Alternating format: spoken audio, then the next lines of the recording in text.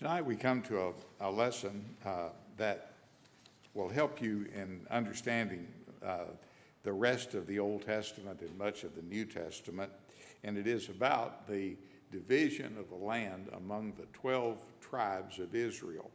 Now, the most of the book of Joshua is about this, and there is a lengthy description, lengthy geographical description given in chapters 12 through 24 of Joshua of the particular places that were assigned to these people. Now, you have a map, and on this map, you see the different colors, the shades of the tribes and where they were assigned. These are based on sanctified guesses, I guess is the best way to put it. The places that Joshua mentions are in the book of Joshua. Many of them are indeterminate. It's hard to tell exactly where they were because he was talking, dividing this land 1,400 years before Christ, 400 years before King David, and so we just don't have the precise geographical references that we might like to have. But they're approximate, and the reason they were given with such detail is because this determined the ownership of that land for generations, or for really forever. The land was not to be bought or sold beyond 50 years. The law of Moses stipulated that every 7 years the land was to be left unfarmed or untilled, and they would gather enough or save enough in every 6 years that they could live the 7th year without farming. In the 50th year, which was called the year of Jubilee, the land would revert to the families of the tribes who originally inherited it. That's why it was so important for these people for Joshua to divide this land. The division of the land, the purpose of the land was to allow the people in it to continue or finish the conquest of the land. In Joshua chapter 13, verse 1, which is the first sheet on your scripture, and I think this is, in some ways, it teaches some of my favorite things about the book of Joshua. Now Joshua was old and stricken in years, and the Lord said unto him, Thou art old and stricken in years, and there remaineth yet much land to be possessed. Isn't it wonderful to get old and not know you did? And that's exactly what happened to Joshua. He was one of two men who were in their mid to late 80s at the time of the conquest of Canaan. The conquest of Canaan, the battles that Joshua had fought, and Joshua conquered 31 different kings. They're listed in Joshua chapter 12, verse 24. This took about 7 years to do. Joshua was 40 years old when the spies reported in Kadesh Barnea. That was approximately 38 years before the occupation. It had been 45 years after that the land was divided. Joshua said he was 85 when he demanded his portion in Hebron, the part he had surveyed. Total time in the desert was 40 years, so they probably got to Kadesh Barnea in about 2 years, including the time they spent at Sinai to build the tabernacle. And then they wandered another 38 years, making their total time of wandering 40 years. If Caleb was 85 at the time he was assigned his land, that would make about 7 years that the conquest took place. But notice what the Lord said. There remaineth yet much land to be possessed. The conquering of the 31 kings, and remember, these are not kings of, like you think of the king of England or the king of Spain or the king of France. These are 31 cities, each city having its own government. This would be more like if we were to talk about, in our term, conquering 31 mayors or killing 31 mayors, not the kings of whole areas, but just the kings of individual towns. This is what Joshua conquered. But the land could now be divided, but God's plan was that the people be given a division of land and then they conquer it. Now, notice in Joshua chapter 13, verses 7 and 8, here is the plan. Here's what God told Joshua because he was old and he could not see this to its conclusion. Now, therefore, divide this land for an inheritance unto the 9 tribes and the half tribe of Manasseh, with whom the Reubenites and Gadites have received inheritance, which Moses gave them beyond Jordan, even as Moses, the servant of the Lord, gave them. Now, 49 times, and this is very interesting, 49 times in the book of Joshua, the term inheritance is used. This is very important. The Israelis did not win their land in battle, nor did they buy it in a commerce situation. They inherited the land. The land belonged to God. It was entrusted to these people, but he was the sole owner, and he had kind of lent the land or leased the land to them. In the book of Leviticus, chapter 25 and verse 23, it's not on your sheet, but this is what it reads: "The land shall not be sold forever, for the land is mine, for ye are strangers and sojourners with me." Now, this was God's mention here. This land could be assigned within tribes, but it could not be sold forever.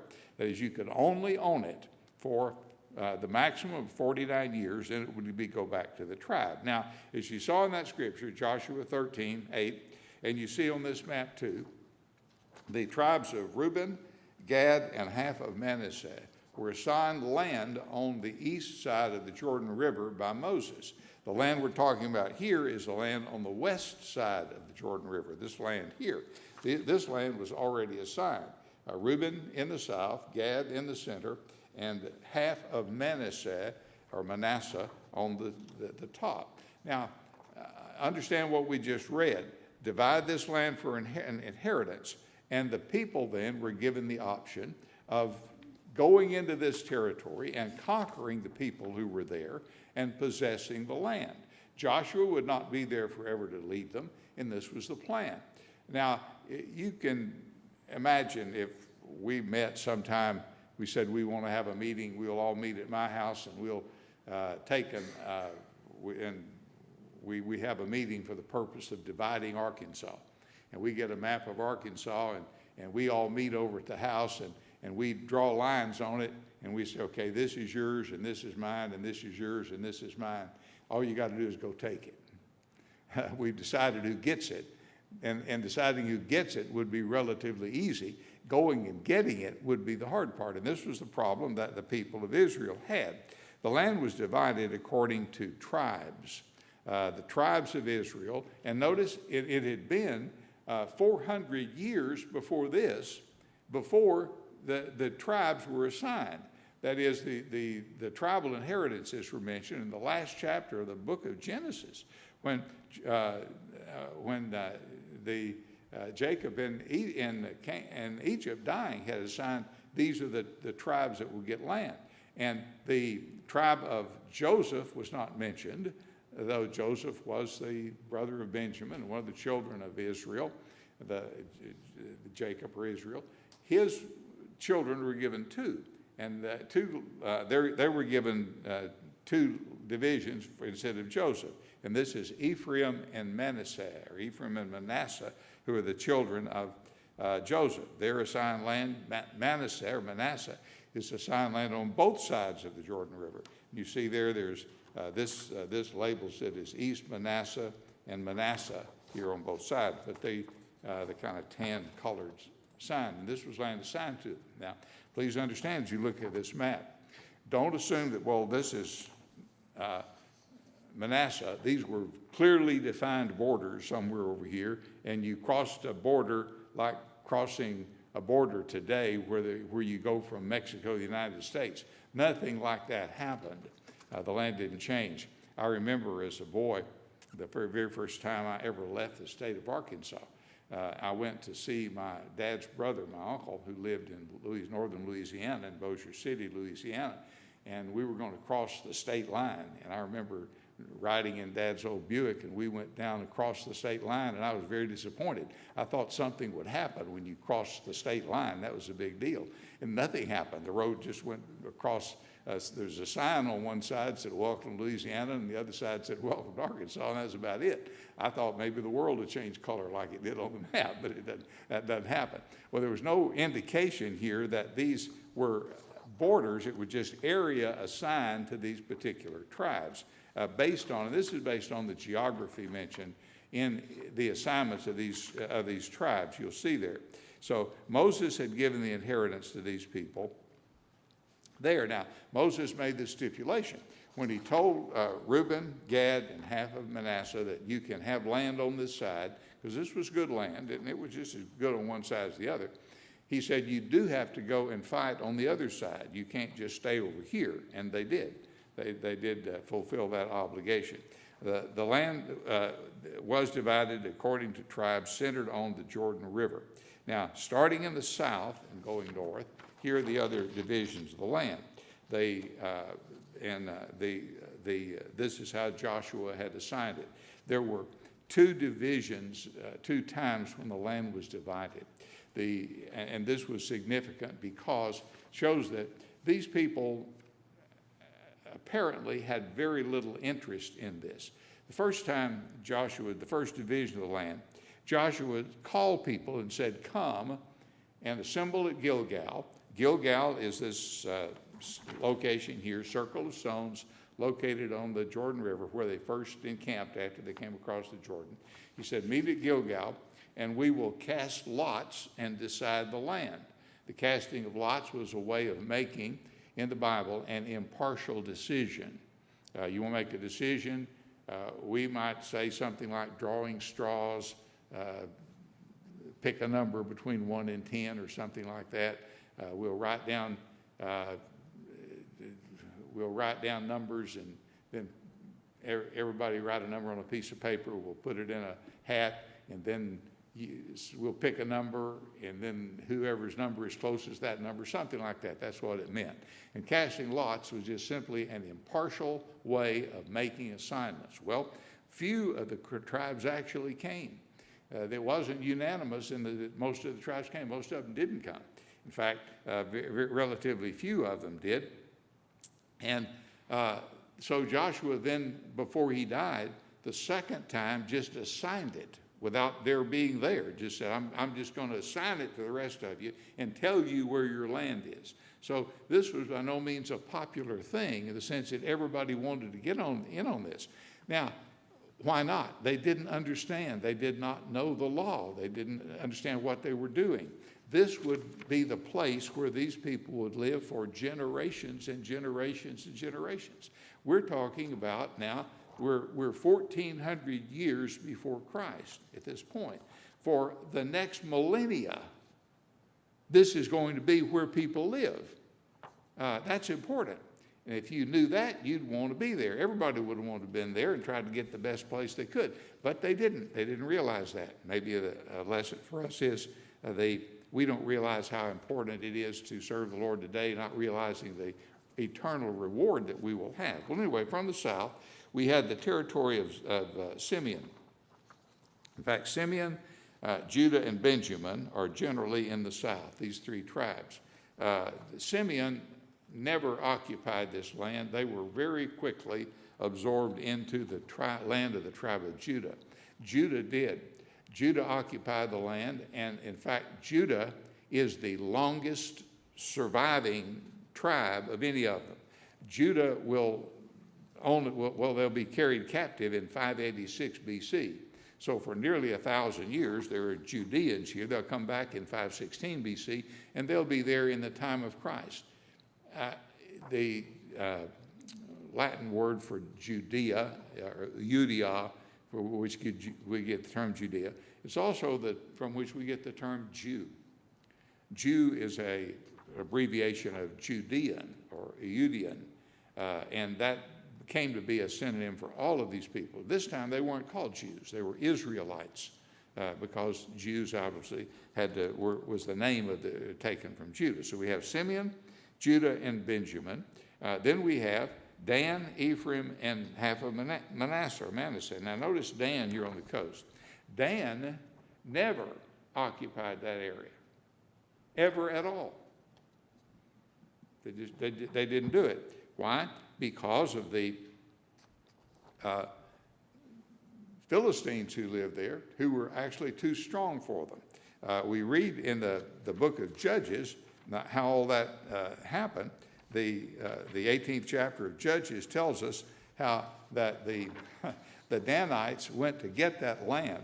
When they got there, they found it was inhospitable. They turned then to find a place that they could conquer easily. They went up here to the north, and you notice the city of Dan up here. The city of Dan was formerly the name of a place, the name of that city formerly was Laish, Laish.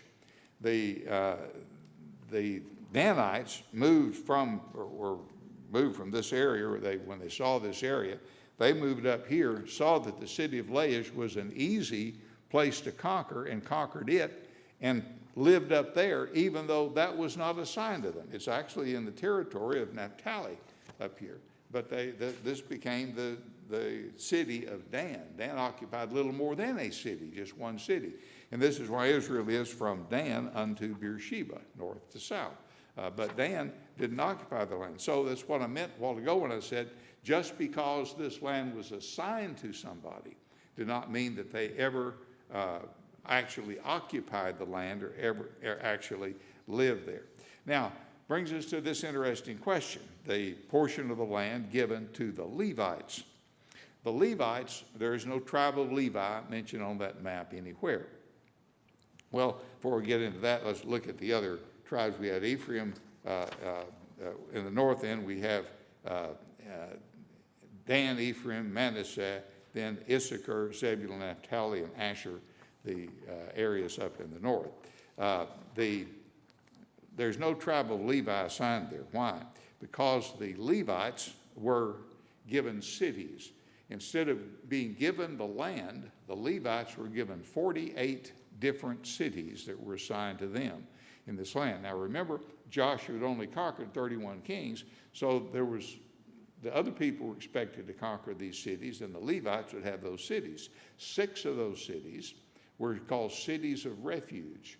A city of refuge was kind of a safety valve that Moses had provided. And you can see how intricately God had provided for all of this. If someone committed a crime, and there was no police force in these days, there was no national government, it was all left up to individuals and priests. Well, somebody committed a crime. They killed somebody they shouldn't have, and you killed the person who killed your cousin or something like that. And then their family decided to kill you because you had killed their cousin, because they thought their cousin had a right to kill your cousin, or however that would have worked. That to stop that from being an endless cycle of violence, you could go to a city of refuge. If you went to a city of refuge, then they would take you in and you could live there. As long as you stayed in the city of refuge, you were protected and safe. And this was a safety valve. The Levites administered this. Now, in the third scripture on your sheet, Joshua 13:3, but unto the tribe of Levi, Moses gave not any inheritance. The Lord God of Israel was their inheritance, as he said unto them. So there was no Levitical land. The Levites were not farmers. They did not lead land. This is why they needed the land assigned to them. Now, today we may not view land as wealth in the same sense that people did 150 or so years ago, where having land meant you were wealthy. You made your living off the land. We live in a much different society than that. But anciently, for many thousand years, that was so. The reason you assigned this land to a tribe, so they could farm it and live off of it and raise their children with the increase of it. Now, Joshua 14:4, here's the division, why there's no tribe of Joseph. The children of Joseph were 2 tribes, Manasseh and Ephraim. Therefore, they gave no part unto the Levites in the land, save cities to dwell in, with their suburbs for their cattle and for their substance. So the Levites had the cities, and then the areas around the cities where they could keep their animals that they used, to cows to milk and so forth. The second division then is in Joshua 14:2. But Lot was their inheritance as the Lord commanded by the hand of Moses for the 9 tribes and for the half tribe. This is the tribes on the other side of the land, or the other side of the area. The land assigned by Joshua was that there were a total of 5 tribes first and 7 tribes later. In Joshua chapter 14, we have the special division of land among Caleb. Caleb and Joshua were the two people who had left Egypt as adults and come into Canaan. And there were only two of them. Caleb, when he had gone to survey the land, when he was one of the spies, he had gone to Hebron. Hebron is just south here of Jerusalem. It's about, well, if you were in Jerusalem, it's about 5 miles to Bethlehem, about another 5 miles to Hebron. It's not any farther from Hebron to Jerusalem than it is from here to downtown Little Rock. So this is not a big place. You note the scale on the bottom of this map. It'll give you some idea of reference. When they come to dividing the land, Caleb asked Joshua to give him the land that had been assigned, or that he had surveyed when he was a spy. And this was his request in Joshua 14, 12, and 13. Now therefore, give me this mountain. That's what Hebron was, whereof the Lord spake in that day, but thou heardest in that day how the Anakims were there, and the cities were great and fenced. If so be the Lord will be with me, then I shall be able to drive them out, as the Lord had said. And Joshua blessed him and gave unto Caleb, the son of Jephunneh, Hebron for an inheritance.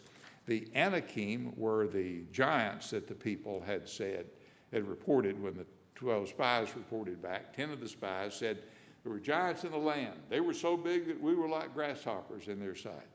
A person would have to be as big as a 20-story building for you to look like a grasshopper in their sight. And no human being could be that big physically. And they weren't that big. The Anakim were big people. Probably the average size of the Israelites at this time was probably in the 5'8", 5'9" area. Some people were taller than that. The Philistine giant Goliath was 9 feet 6 inches tall. That's not small, but it's not human to grasshopper size.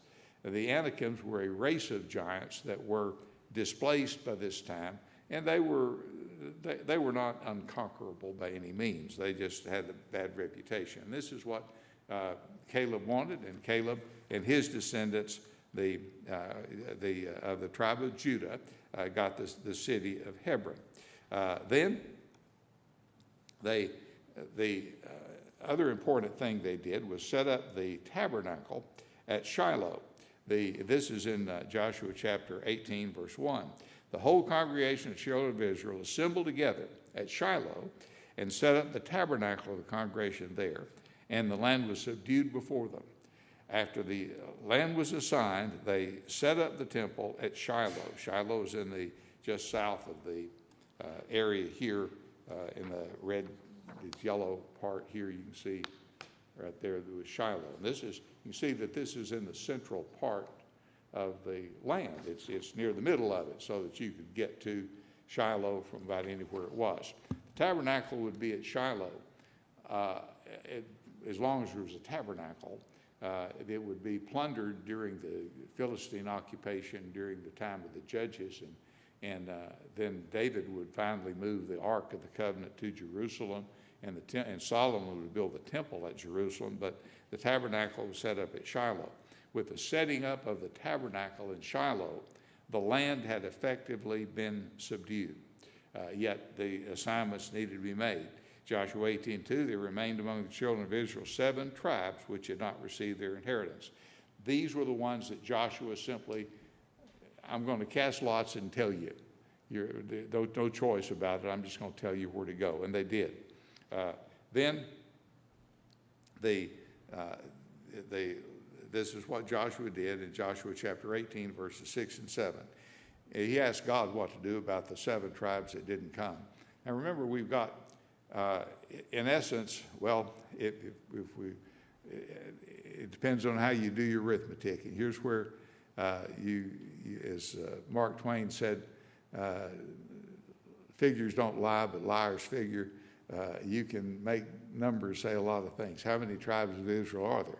Well, everybody knows there are 12 tribes of Israel, except there aren't 12 tribes of Israel, especially when it came to dividing the land. When it comes to the division of land, we have 12 tribes of Israel, but Joseph is not recognized as a tribe. You drop Joseph and add 2 more in. That gives you 13 tribes of Israel.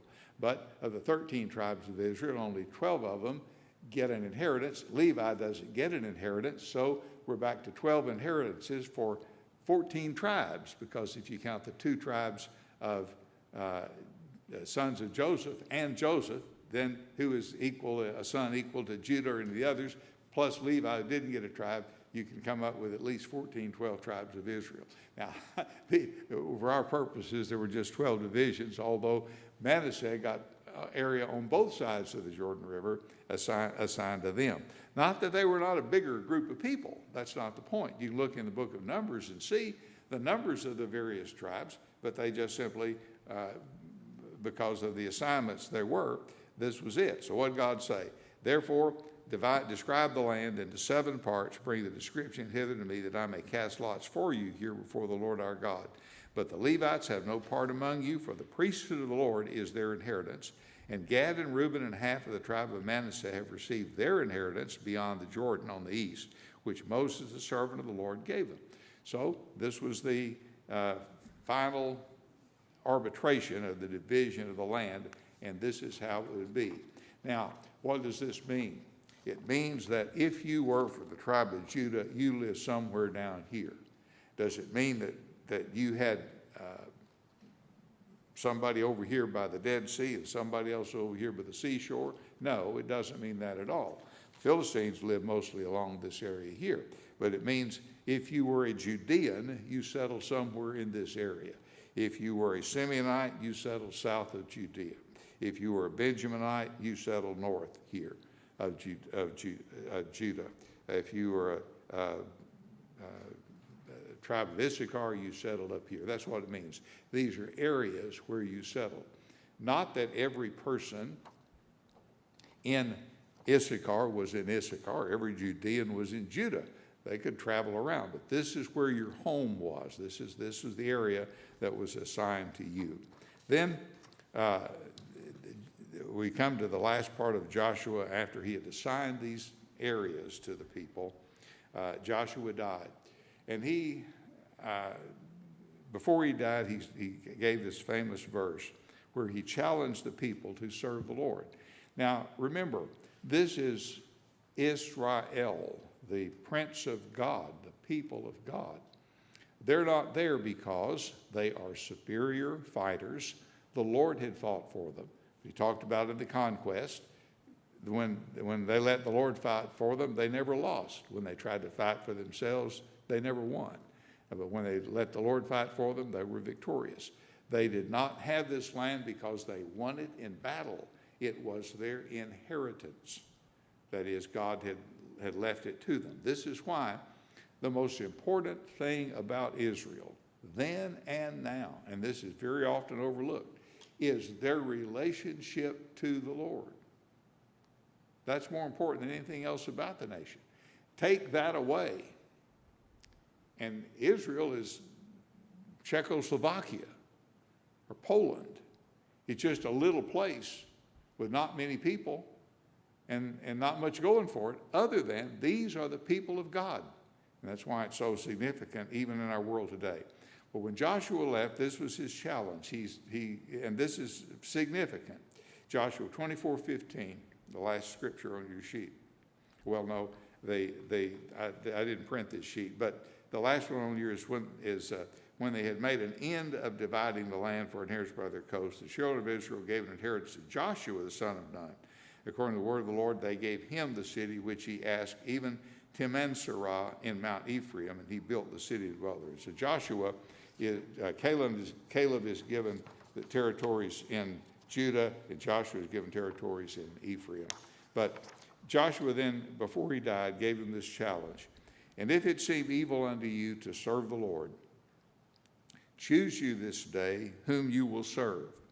And note these 3 choices where Joshua said, you can serve the Lord, whether the gods which your fathers served that were on the other side of the flood, and these were the idols that go all the way back to the days of Abraham. The flood there means the river, the Euphrates River. You can serve those gods, or the gods of the Amorites in whose land you dwell. There's the 3rd choice. You can serve the gods that are in the land around you. Now, Why wouldn't they serve the gods of the other side of the flood? That's what God took Abraham out of and away from. They didn't get to be Israel because of the strength of the gods of the Babylonians and the Chaldeans. They got to be Israel because Abram followed God, the gods of the Amorites, in whose land ye dwell. So simple, if the gods of the Amorites had any power at all, why didn't they protect the Amorites? How did the Israelites get there if the gods of the Amorites were powerful? Now, why couldn't people see that? I don't know. Why can't people see the plain truth about the power of God today? I don't know, but they couldn't. But as for me and my house, we will serve the Lord. That's Joshua's proclamation. As for me and my house, we will serve the Lord. Joshua saying, I can't choose for you. You have clearly defined choices, and if you're wise, you will make the choice to serve the Lord. If that seems evil to you, then choose whom you will serve. If it seems like, well, God's just making us do this, God's in control of this. What if you're one of those 7 tribes and you don't want that land God assigns you? Why didn't you come when Joshua said, let's be assigned the land? They didn't. Why not? Well, they weren't interested enough in it. That's the point. You have choices, and the choices have consequences. And that's the other side of that. People say, and you'll hear this today in all sorts of things, I want to do what I want to do. I want to do it my way. I want my choice. Okay, you can have your choice. But with your choice comes a consequence, and you cannot make the choice without getting the consequence. It all goes together. So you choose the gods of your fathers on the other side of the flood, then you get what those gods can do for you. You choose the gods of the Amorites, then that's what you get. But Joshua said, as for me and my house, his choice was to serve the Lord. And that's how Israel got to be Israel. And this map, in effect, is the areas where the people live, will be in effect until 586 BC. So this is almost, not quite, 100 years, but it's pretty close to that. This is where people will be from. And next, Lord willing, we'll talk about the interesting geography of the book of Judges.